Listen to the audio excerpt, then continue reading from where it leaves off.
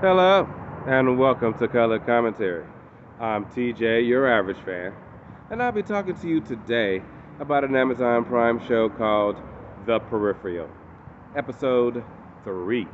Let's get into it, shall we? Spoilers! Okay, so this episode we get a little world building, find out a little bit more about what's going on in the future and the future. So, first off, Chloe Glois Moretz is who the star of this show is. I called her Abigail Breslin last time, and I was wrong.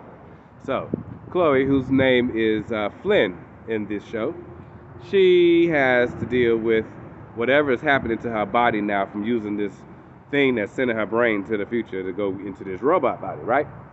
So she getting hand cramps, this discoloration, don't know what's going on, but I get the distinct feeling she's going to end up having to stay in the robot body in the future once it's all said and done, because her body going to be jacked from all of what she's dealing with this back and forth. So, future prediction, that's what I think. By the end of the series. Okay, so she's dealing with that, cramps and stuff, plus the bounty that's on her family. So, Mr. Pickett, the town rich man who called himself uh, being in charge, he's actually a criminal himself. He has a narcotics empire that he's running through the town, but he said his crime is good and it keeps everybody happy and safe, to the point that several years prior he had completely destroyed an entire biker gang in some souped up cars, made them literally dehydrate inside of them in 120-degree weather. I was like, he is ruthless, and this is what he's teaching his nephew, who's working by his side.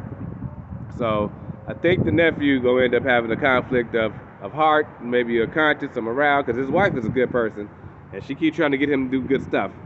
But he's not making good choices. Like, for instance, the Flynn and her family, they were going to pay this man $250,000 every week to just leave him alone. I know you got a bounty on you. Her brother was like, Burton, he's like, I know you got a bounty. There's a bounty on us. I know the people, somebody tried to contact you. How about you just leave our family alone and I pay you? Or, he did a carrot stick thing. And so dude was like, well, that was a carrot. I want to know what the stick was. And then he like, do you still feel safe in this town? He like, yeah, that's when he tells the story about what he did to bring crime down and blah, blah, blah. He sets his glass down, bow, it's gone. Shut off. He was like, that's my stick. While you running around, relaxed and feeling safe, I could blow your head off anytime, bro. Quit playing with me. Do you want the $250,000 a week or what? So he agreed.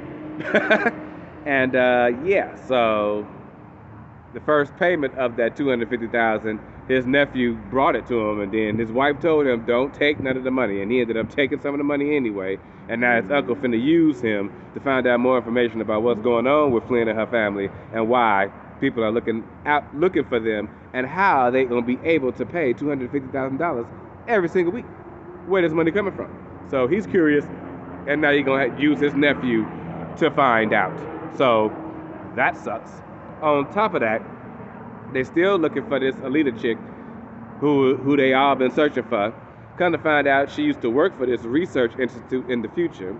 Also in the future, they got these giant stone buildings where they apparently are basically giant air scrubbers, because the air is so bad. They are made to suck the carbon out the air. So you got these weird statue-like buildings, huge buildings, scattered throughout London. And that's what they're for. I was wondering, like, why they make these weird-looking buildings, but that's what they was for. They're there to be that tall, to get it in the atmosphere, to do some carbon scrubbing, so that people can breathe. That's how bad it is in 2100. Also, apparently, they got all kind of weird technology. We also learn about implants. They got implants for phone transmission. They got implants that you can use to connect with another person. It's like sharing a brain and all of that. They got the implants from Flynn's time that they used on the soldiers, which we find out how that happened. Because apparently in the last war that had just happened for them, instead of drafting the normal way, they would go to different small towns and find groups of kids that all grew up together, stick them, take them, train them, and then stick these haptics in them so that they could connect to each other and they move like one. You know what I'm saying? So I think that's messed up.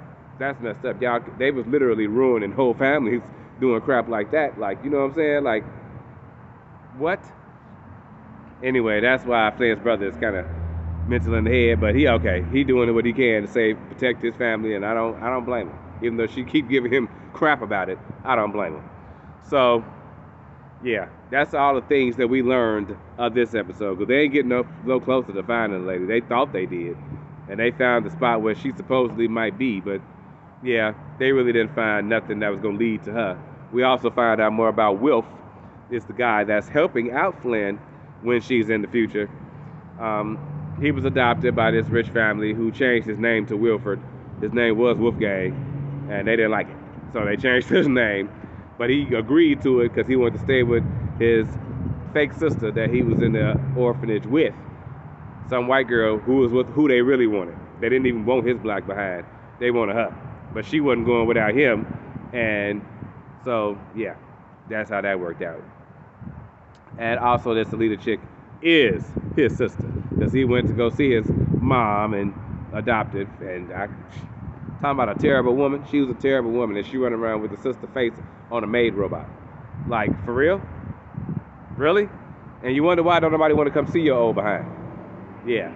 So anyway, yeah. So they tell you, look, we got information about him too. So therefore, we are moving along. Like I said, this episode was mostly world building, and boy, did they build with all of the technology in which is at their disposal. It's insane. It's absolutely insane.